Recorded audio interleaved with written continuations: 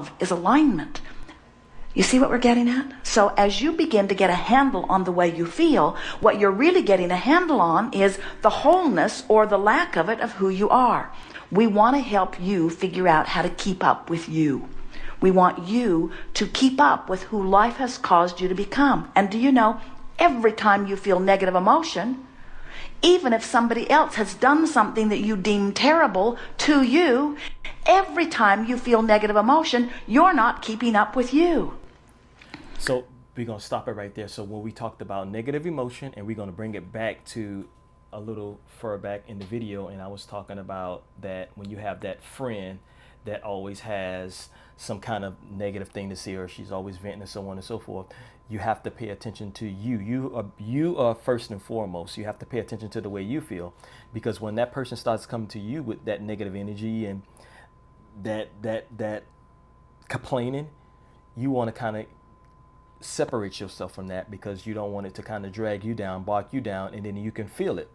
So your job is to pay attention to how the way that you feel first and foremost than anybody else. Now, if she wants to have conversation and she wants to be a part of that vibration, so to speak, she wants to be a part of your light, then she has to come to where you are. You can't go down to where she's at with all that complaining and so on.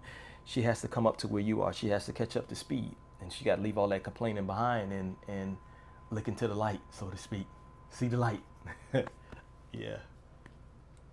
And if you can get that, I'm not letting myself be who I really am. That's what negative emotion means. So when you get that and you are determined to let yourself be who you really are, be the lover you are, the offerer of love to others, but the lover of self that you are, the appreciator of others, but the appreciator of self that you are, the worthy being that you are. You've been compared with so many others.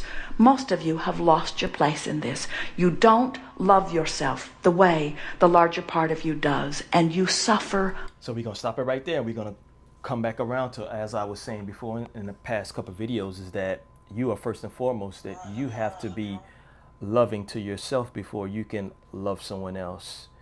You can't be a healer to someone else if you're not fulfilled.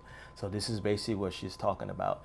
Self has to come first. You have to be fulfilled before you can do anything else. You have to be self-healing first. You have to heal yourself first before you can go out and try to do anything for anyone else. So you are first and foremost. You are the major key. So yes.